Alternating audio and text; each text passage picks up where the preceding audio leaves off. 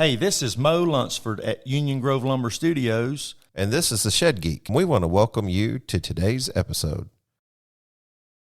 Welcome back to part 2 of a 2-part episode.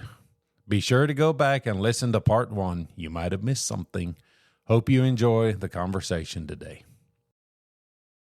You mentioned this on Facebook, and you got probably 5,000 friends on Facebook, which is the max. When are they going to turn your account into a celebrity account? That's what I want to know. I want one of those little green dots or whatever you get beside the state Weiler name. The only reason I want one is so I can help more people. Yeah. Well, you would, but I $1 from every one of those Facebook friends is 5,000. Next, now start to multiply it. If everybody threw in 10 and everybody threw in 100, how quick could you solve some of these problems? It's really the strength of numbers, but it takes someone to organize, Sam. And I know this for a fact. You step out and do anything. We talked about this earlier. Even maybe you weren't overly critical of the podcast, but if you think you're the only one that told me it wouldn't work, or even some of the people since it started said, no, I don't like it, won't do it, won't listen to it. Yeah. Got it. You know what I mean? Like, I want you to, but I got it. It's not your thing. But imagine if you could, Sam, like if you could get the commitment from those guys to just give. And someone's got to do it. And you're going to have to take the criticism that comes along with it. You don't have time to listen to the naysayers. You know what I mean? You just got to go do it. But man, how cool would it be if everyone was in accordance to just, hey, I could throw $100 at this, even if I can't give, and raise how much? I don't even know. I'm terrible at math. If you had 5,000 friends that gave $100, how much is that? That's $500,000. That's $500,000. Okay, really simple. These guys are like, he's in RTO and he don't know that math. Yep. I know the path.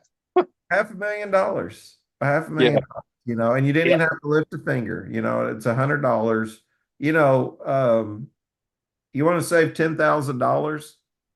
Quit spend in a year. Quit spending $27 a day. That's what. That's crazy. Quit spending $27 a day that you're spending in waste. You'll have $10,000 by the end of it. My question is, what's $100 in all of that? That's 4 days that you didn't spend $27 to give to a great cause. You didn't even have to lift a finger, and $500,000 got directed by people you trust. Hopefully. If not, come check us out. If you don't believe it, you know what I mean? And I say us like I'm part of it. Sam, I'm not. You're the one doing it. I'm just saying, go watch and see. Oh no, it takes my whole team. It's definitely not just me. The thing so there's 2 things that I want to address that amaze me about this whole process of the way I go about doing stuff. Number 1 is I get more, what's the word I'm looking for? I get more response, and I actually raise more money from people that don't know me as well. I threw a question out to, I got way too many private groups. I need to get rid of half of them because it gets pretty volatile some nights when I throw a question out to all of them. But the other night I threw out, have you ever heard the phrase, familiarity breeds contempt? Mm-hmm. You heard that? I have. I dare say familiarity breeds complacency. Ooh, you're feeding me here. I'm writing stuff down. Keep going. Yeah. And the reason I say that is because, I get the first one, and there's a fair amount of that happens, but not near to the extreme as the complacency does. That's just Sam. He's doing his thing again. To the guys that really know me. And then today I get a check from a 94-year-old grandma. Sends me a check for $500. She's not one of my Facebook friends. She's not even on Facebook. And yet she heard about what we're doing, and she's like, I want to help that guy. He's doing something. And so So that brings up the second part of this question. Not this question, this statement that I'm making, in the fact that just because I get on there and I shake the bushes doesn't mean that I don't understand that there's people working in other places. I absolutely know there's people have all kinds of opportunities to give and to do stuff. That's fine. I understand that. You know how much it costs to share a post? Zero. Zero. How much does it cost you to hit the like button? How much does it cost you to comment? Good job. Nothing. Nothing at all. Yeah. And the difference in exposure, if people could understand exposure instead of what they presume to be bragging, it would be huge. You're already going where I'm going. I wrote it down. You can't see it. No, your filter's getting rid of it. Oh, hold on. I'm gonna tell you what. What's it say? It's what you always hear, and I kind of want to address this because two people come to mind. Again, I'm bragging a lot on Dylan tonight, but you and Dylan both. Do it for cause and not applause. You always see that on Facebook, right? Thank you.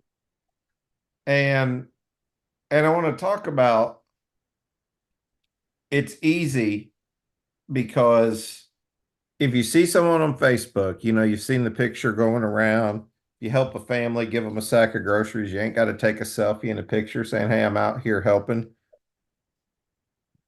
Fine, I get it. Those who seek the reward here on earth have it. It's not stored in as a treasure in heaven. I get it. And I'm misquoting that terribly, but I'll tell you, can you imagine the person who was encouraged to give because they saw a story of how much it was helping out?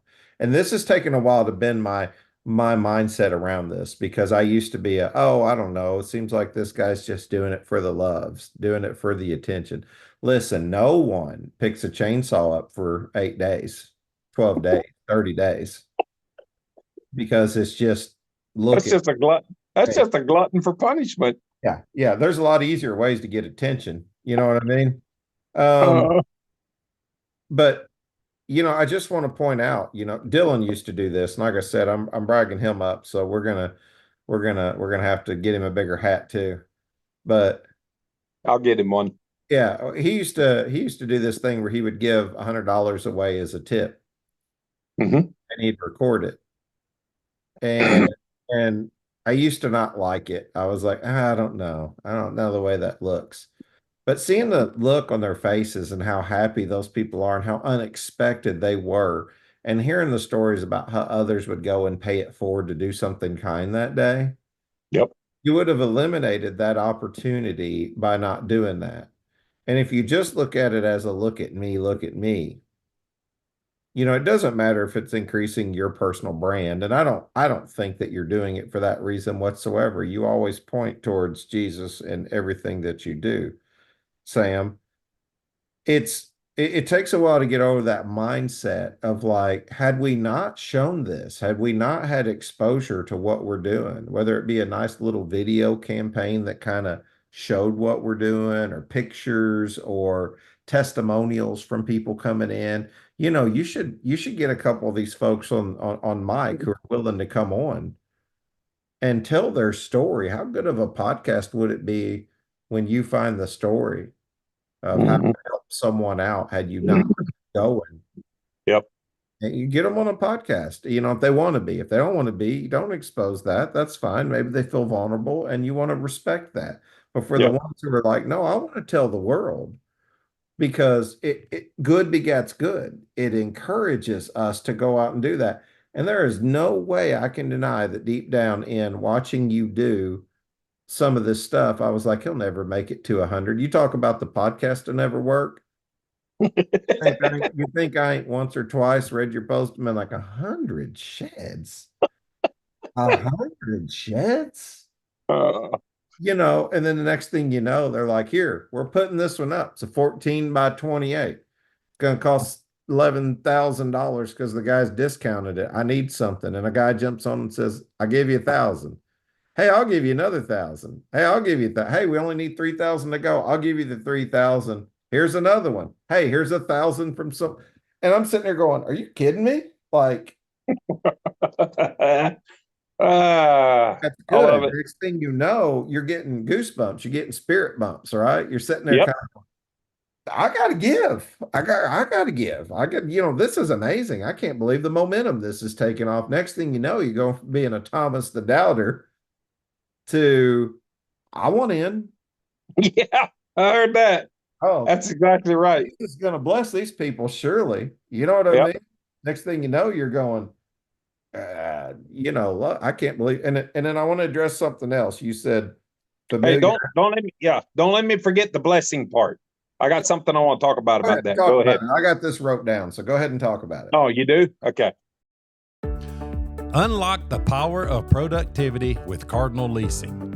Are you looking to elevate your business operations with top-tier equipment? Look no further than Cardinal Leasing. We offer a wide range of reliable and high-quality equipment tailored to meet your unique needs. Flexible leasing options. Whether you need short-term rentals or long-term solutions, our customizable leasing plans are designed to provide maximum flexibility and affordability. Conventional financing available. Cardinal Leasing also offers great conventional finance options for those of you that prefer that over-lease purchase options. Expert support. Our team of experienced professionals is here to guide you every step of the way, ensuring a seamless leasing experience. Boost efficiency. With our top-of-the-line equipment, you can enhance productivity, reduce downtime, and achieve your business goals faster. Why choose Cardinal Leasing? Competitive rates, exceptional customer service, hassle-free process, quick and easy approvals. Don't let outdated equipment hold you back. Partner with Cardinal Leasing today and take your business to the next level. Contact us now. Visit our website at equipment.cardinalleasing.us or call us at 618-803-4086 to get started. So I've been stewing this the last couple of days. Oh, this is going to throw us all into left field. I got my bottle of water. Let's go. I can't tell you how many people have told me in the last month, may the Lord bless you richly. I'm here to tell you it doesn't work that way. I've had, all I did was make the devil mad.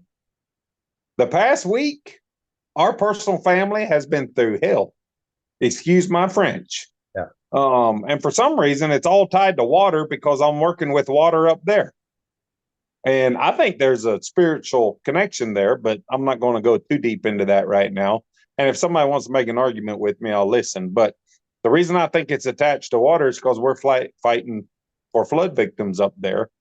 So the first thing that happened was I've known for a couple months already that my well is cycling about every 30 seconds.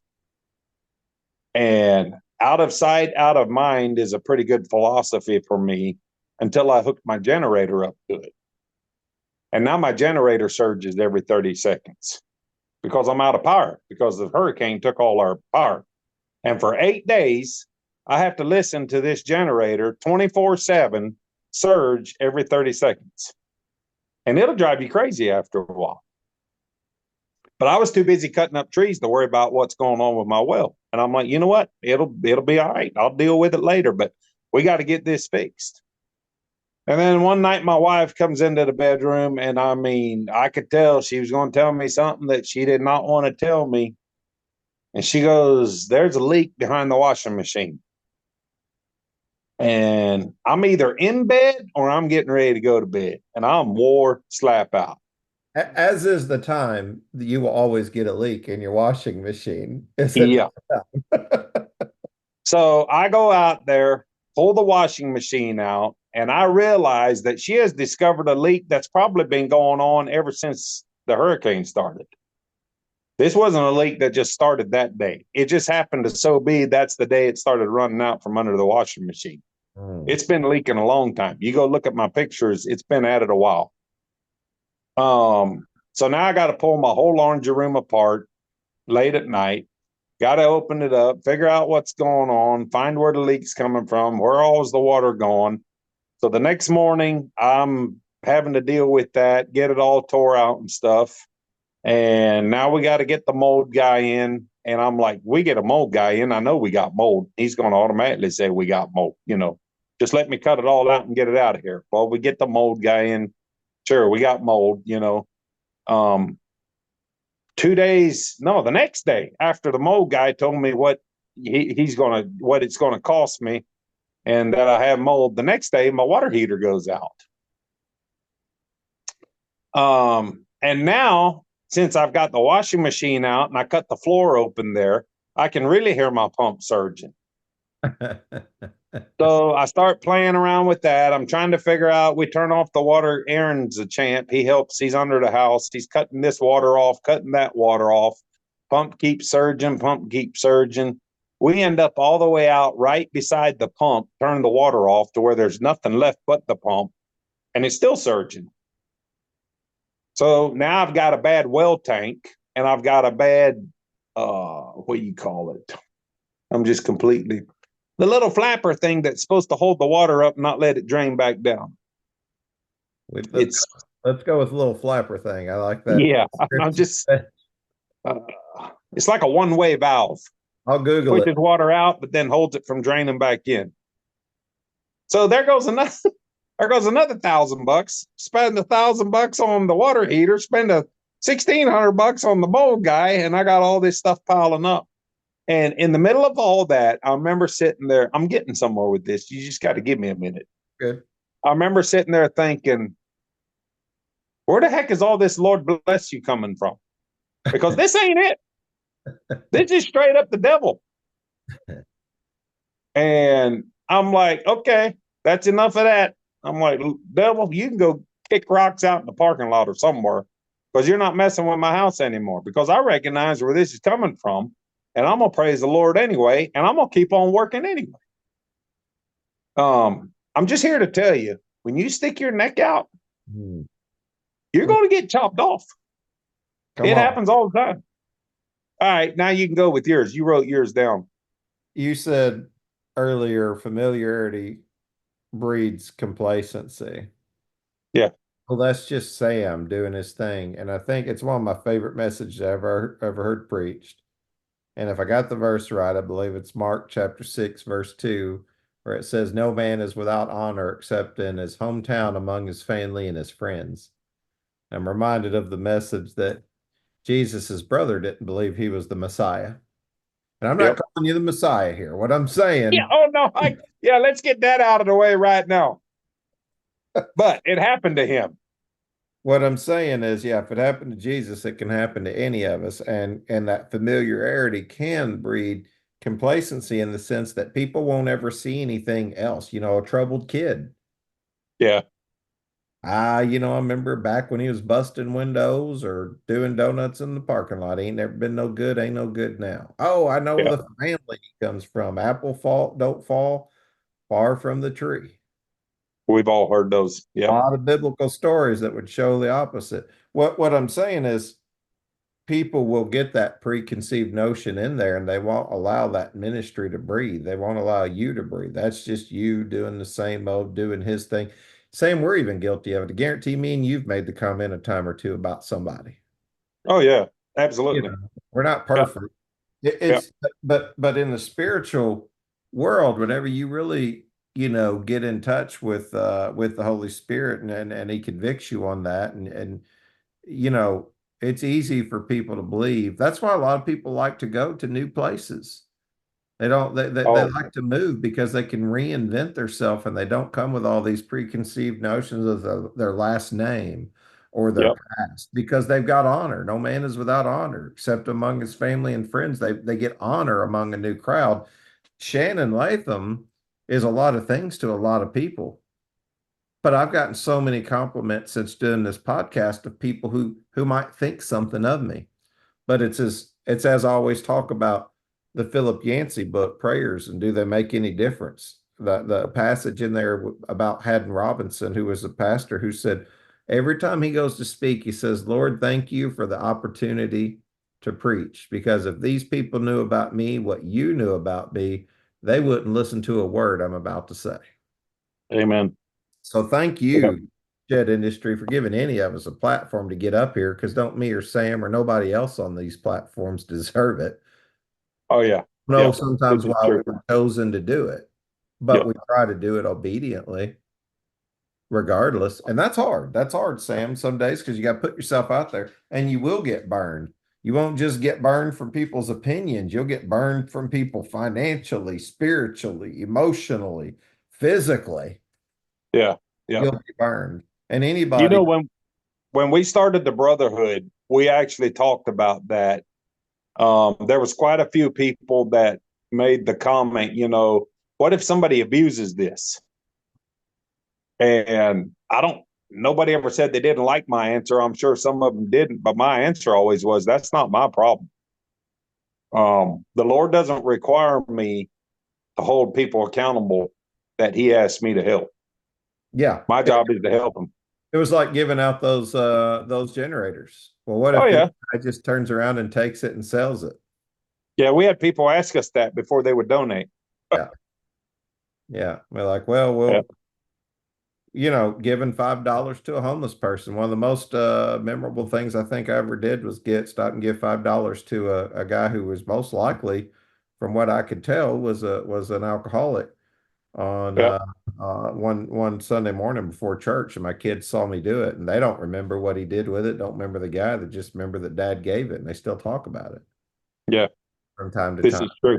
Really, I was just Yeah. supposed to give it. I wasn't supposed to hold him accountable for what he did, and I'm not going to chase him around, making sure that, because I wasn't called to do that. I was called to give him $5. That's what I had on me. Yeah. And sometimes that's what God wants. It's all I got's $5. I ain't going to help him. Back to your Yeah. clam story. It's only just $5. That's all I want. All I want is everything in your wallet. I want to give you a message before we go further. I want to give you a message of encouragement. You're talking about fighting and water and your well and how it all ties back to water. Another one of my favorite messages was once whenever I heard a pastor preach the message and said, when you're drowning, you're going to take how many breaths in your lifetime? Mm-hmm. Who knows? Who knows? You'd have to count them. How many breaths have we taken sitting here doing this podcast? But when you're underwater, and when you're drowning, how many breaths do you want? You just need one. Yep. All you need is one. Lord, give me just one. Just allow me to breathe, because right now I can't breathe. I've been without a breath for 30 seconds and I just need one. You're not worried about living to 90. You're not worried about everything else, Lord. And if anyone's ever been there, the Psalms talks about it. Lord, my pillow is damp. It is wet from my tears. Yep. I've cried all night. I just need a break.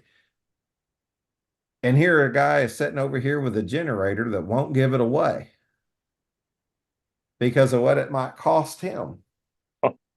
I'm not trying to make anybody feel bad. I'm no televangelist here, okay? That's not what I'm trying to do. But I do want you to know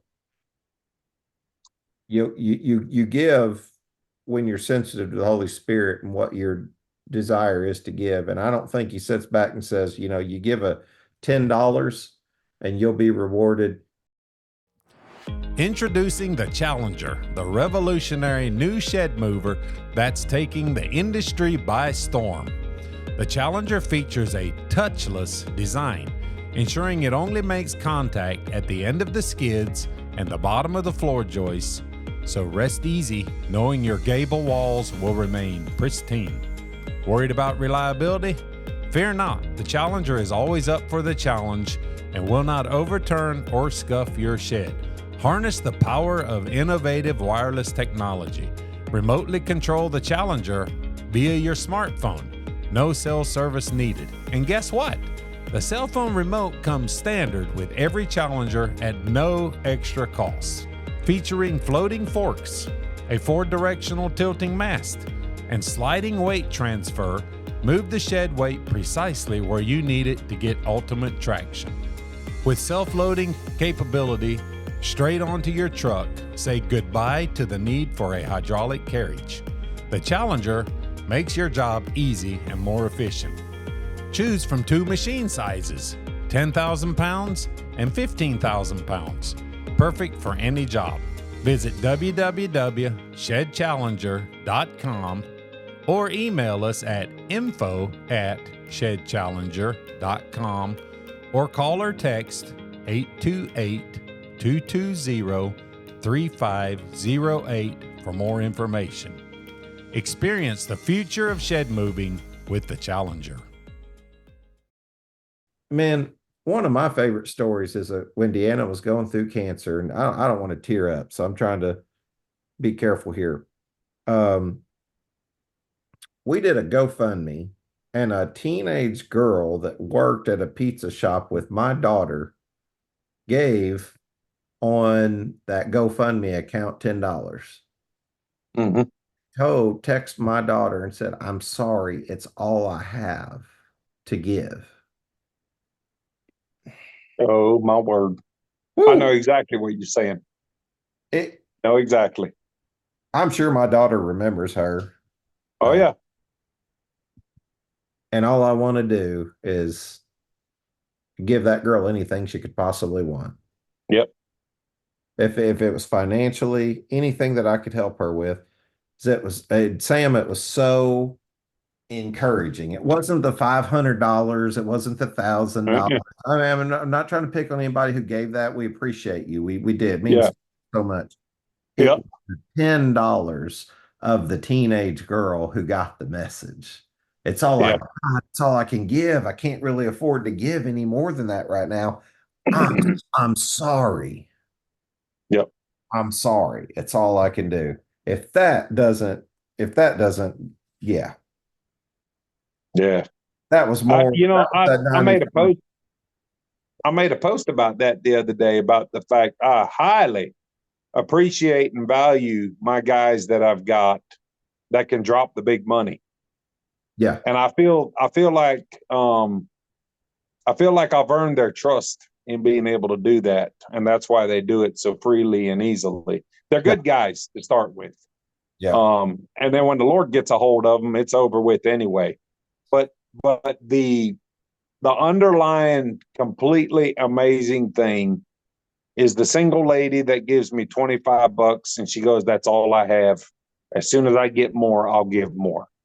That dude, then those things will break you. Oh, that's ministry, Sam. You're in the heart of it, in my opinion. Whenever you're doing that, you're not sitting just talking about it and Facebooking it and all that. It's the real deal.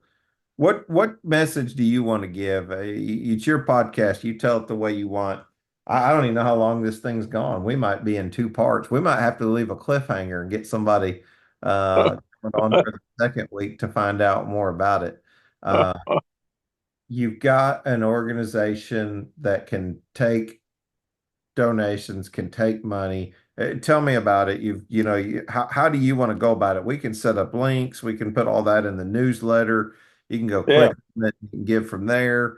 Whatever. Or take this wherever you want. I'm sorry. I'm so used to hosting you. This is your show. What do you want to do? No, it's fine. So when the two of us do it, we can end it however we want to, or say however we want it to go.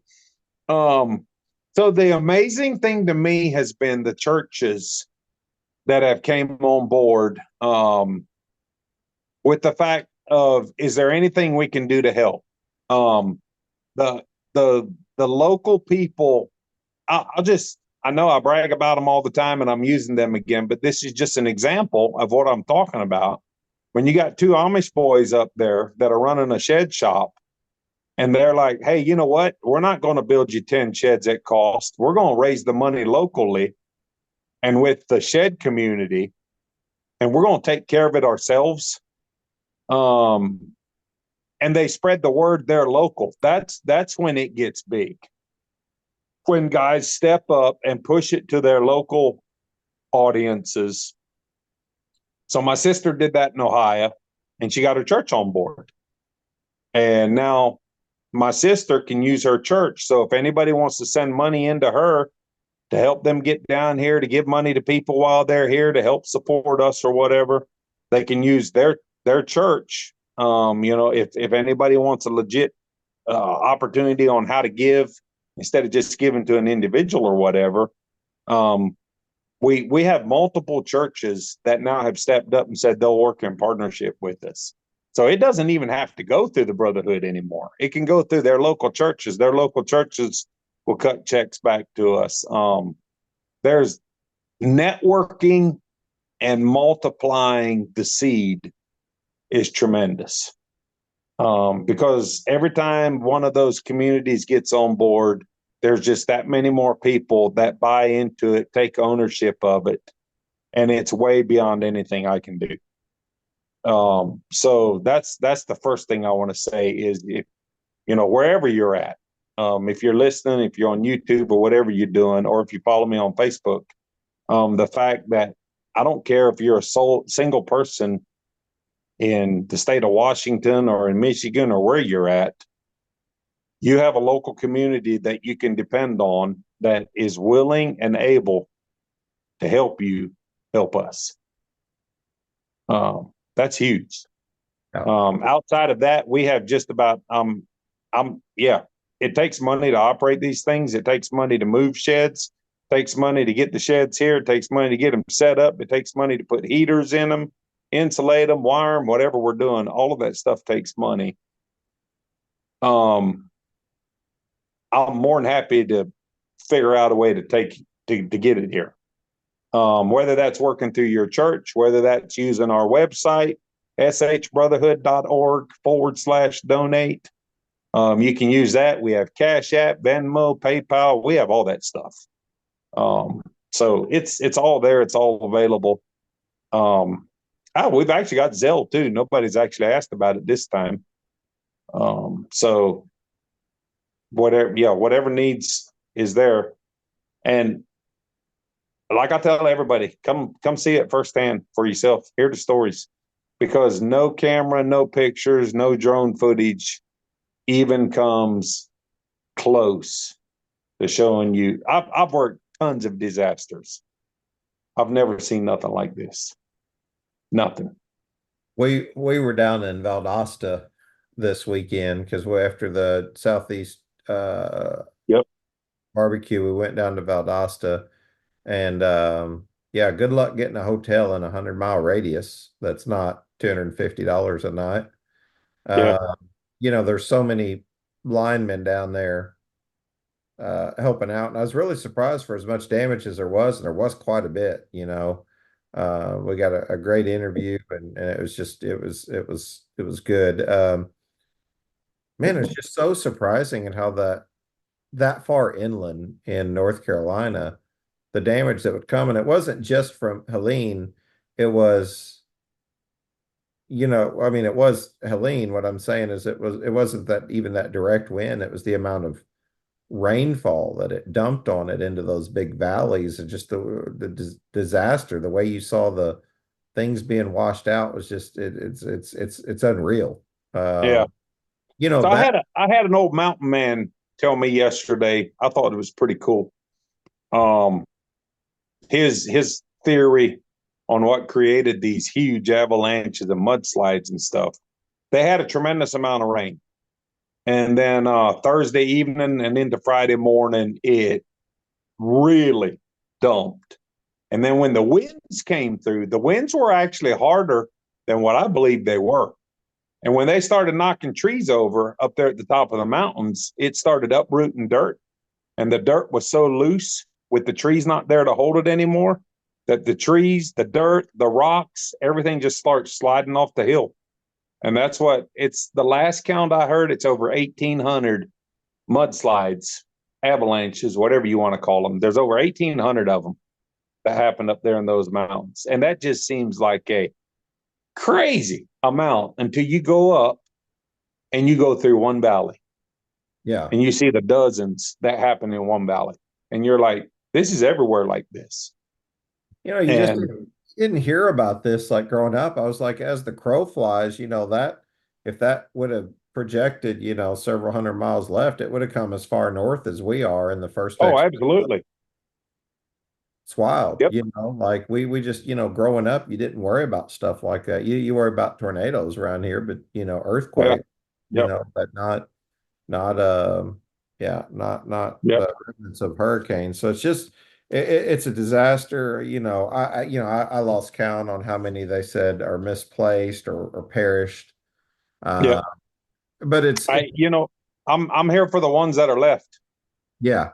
It's neat to see that people are putting these efforts together, and I applaud you publicly for all that you and others are doing. I appreciate you picking up the torch and saying, "Send me, Lord, send me." Being a willing vessel, we need more of that. And as a preacher would say, I find myself preaching to myself this message as I share it to others.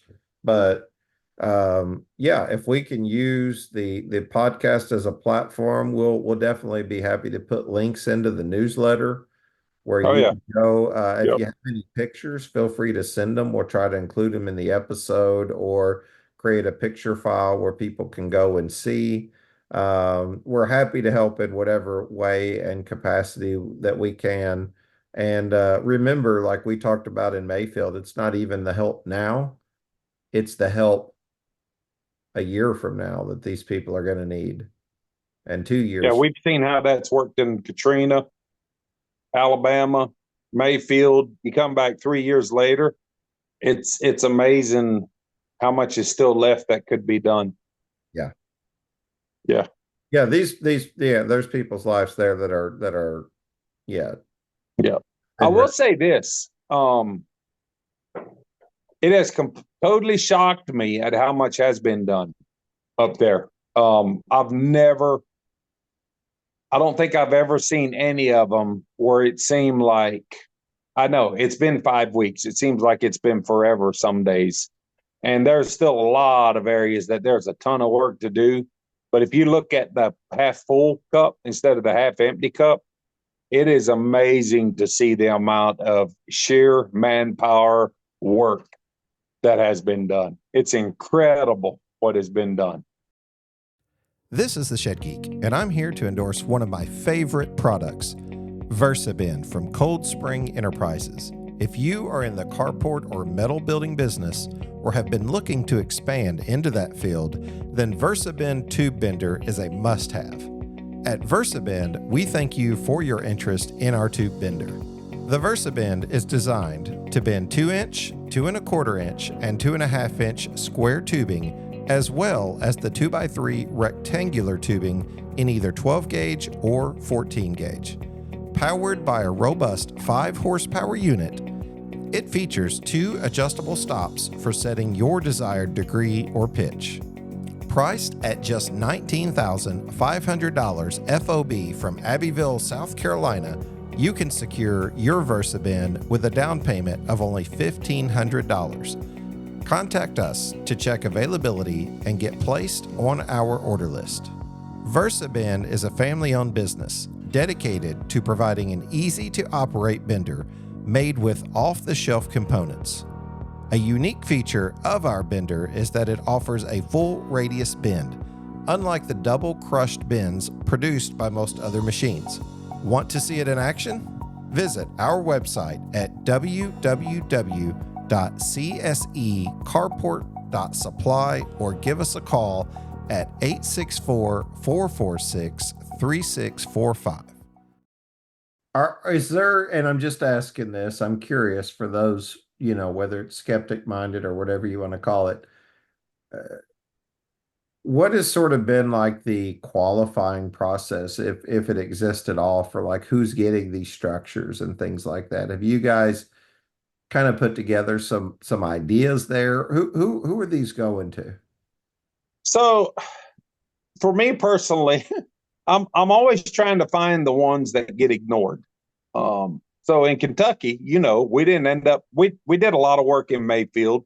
but 90% of our work was done in areas that weren't getting the publicity. They weren't getting the volunteers as much. I don't like to be tied up where everybody else is. I want to be out there in the bushes and in the outreaches, and working with those people. So that's following a little bit where we're at right now. But I'll be honest with you, I've got a couple bloodhounds out there that they need shout outs of their own. People that are out there listening every day, following some of the pages better than even I do. But at the end of the day, we're just doing what I've always said I do in business, what I do in life. We're finding a need and meeting it. And this just happens to be the ones that FEMA didn't approve. They were renting houses. They didn't own houses.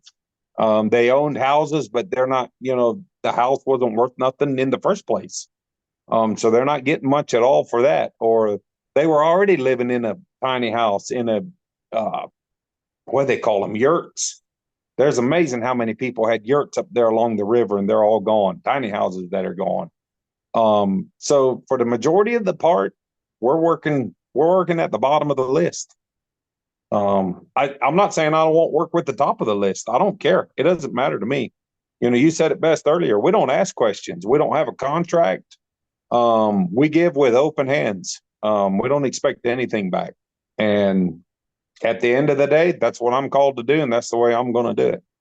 Well, I've seen it firsthand. I've just seen the guys walk up to you and just hand you checks and just pledge towards what you're doing. When you build trust, that's who people want to work with. And and this is no shot towards FEMA, but people tend to trust individuals. Oh yeah. Like more than the and the thing is, who can tell you can't help? Who can tell you that you can't help? So just start with helping. I admire what you do. I do. I do want to say one thing about help up there. We as an organization and we as a group of people, the ones that are working with me or whatever, we take pride in what we do. I'm not going to put anything out there, and this is for whoever starts listening to it and decides to let people know what we're doing. I've seen some stuff up there the last 2 weeks that's been really disappointing to me. Just because you're trying to get them out of a tent into something better doesn't mean that you should build something that I wouldn't put my dog in. And I'm not trying to knock people that are doing stuff. I'm just saying a little bit of organization and a little bit of know-how, I think is what I'm looking for. Okay, so I used to build houses. It's not like we're throwing all of us guys that are taking sheds in there, we deliver sheds. We build sheds. It's what we do. We're not plumbers doing this. It's been a little disappointing to see some of the stuff that's been thrown out there. Here, use this. This is better than a tent. And I'm like, well, not really. I mean, the cracks are big enough. They're going to let just as much wind in if you don't insulate it. Well, they're not insulated. They're not wired. They're dropping them off by the 6 and 7 at a time, and they don't even have doors in them. It's just a box with a shingle roof on it. And I'm not going to be that guy. We're there to help people, but I want something that when they come home from work or whatever they're doing, when they come home, they're happy. It's something that brings them joy. So that's what you're going to get. That's my commitment to you, is my commitment of excellence in the fact that we're going to set it up right. It's not going to wobble around. It's not just going to be dropped on the ground, and it'll be something that you can be proud of. Yeah. Yeah, I admire what you do, not just you, but all those that have given, all those that are organizing, all those that are working. I mean, it's a big ask. I don't care what anybody says. 100 sheds, anyone who can organize the and get them delivered, get them sold, get them donated, whatever it looks like, however the help shows up to get 100. And if it doesn't stop there, well, then God bless you. Just go to 200. What can I say? I stand amazed. Yeah, I don't know where it's going to end. I don't care. be able to look back and say, look at what God did. Yeah. It's kind of, he owns, Okay. So on the other side of that, if it ends at 60 sheds, I'm perfectly fine with that. You know how it was in Kentucky. Yeah. All of a sudden, one week I was done, and I was like, you know what? It's time to go home. Let's all go home. Yeah. And if that ends up being less than 100 sheds, it won't bother me in the least. I'm not going to feel like any of us failed. Nobody failed me. We did what we were supposed to do. Completely happy. Well, maybe we'll try to get this out as quick as we can. I think we've got your Friday show scheduled, so hopefully, I don't know, sometime mid-November, a week from Yeah, I hope so. Friday. This is election day, so a week from Yep. Friday, get it out there. I'd really like to get it all in one episode, uh, just because they'll get everything, and if they want to give, they can. If they want to call you, we'll put your phone number out there. We'll put your email Yep. out there. You can always go to, I know for a fact you can go to sam@shedgeek.com and reach him, but he's got other ways that you can reach him. The only bone I got to pick with him is that he don't have a voicemail. It wouldn't do any good. It'd be full by lunch. Yeah, I hear you. Yeah, it's been brutal again the last couple of weeks. All I ask is that you text me first, so you're not one of them brokers trying to sell me more freight loads that I don't need right now. Because those guys have come out of the woodwork the last month too. Well, I appreciate what you do, and if we can use the platform to help connect, if one shed gets donated, paid for, whatever it looks like, or if Oh yeah, bunch every of shed counts. yeah, that's 100 sheds is a lofty goal. When you told me about it, I was like, man, he ain't done yet. There's going to be another something come along, and you just keep pushing yourself. But you know what? Store up those treasures in heaven, my friend, and keep doing what you're doing. I'm proud to watch it come together. Thankful for all those that gave, and I think it's awesome that we're called to help each other. Yep. All right, so I opened it, so I'm gonna let you close it. Man, you want me to close in prayer, or what do you got in mind? Because whatever you're good with. I think I think let's close it in prayer. I've always been Yeah. believer in prayer, that it makes a difference, and I hope that it encourages people in their day.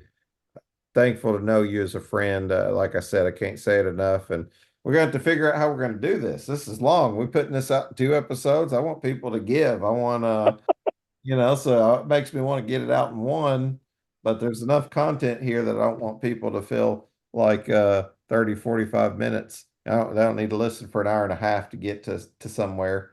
So You'll figure it out. we'll figure it out. I'll probably put it in Deanna's hands because she's so much better at making decisions than I am. There you go. Let her handle it. Yeah. Let's pray. Yep. Lord, thank you. Thank you for this day. Thank you for this message, this platform that you've given us the opportunity to reach people through conversation. We'd ask that you would bless not only the path forward, but touch the hearts of those who listen to today. And if for some reason they feel obligated to help in some way, whether it's giving of their time, their resources, their money, um, just know that we would ask that you would bless them for their faith and their obedience in giving, that it will go to help out others. We thank you for giving us the courage to step up, any of us that step up and give of our time and resources and our finances. Um, and we're thankful that you give it to us to be able to give, Lord, that it's not ours, that it's yours to begin with. So we thank you for trusting us with it. God, I'd ask that you'd be with those in all those areas affected, from Florida to Georgia, South Carolina, North Carolina, Tennessee, that you'd just bless them, give them encouragement whenever they don't see light at the end of the tunnel. Give them the faith to sustain, give them peace whenever they don't know peace, because their fathers trying to provide for their families, their mothers trying to comfort their young ones, and give those workers that are going out trying to do things to help get life a little bit back to normal. Just give them the peace that only you can provide. And be with Sam, be with him and all of those who continue to give of their time and dedicate their efforts toward building your kingdom and just trying to be a better neighbor, just trying to be kind and make the world a little better place.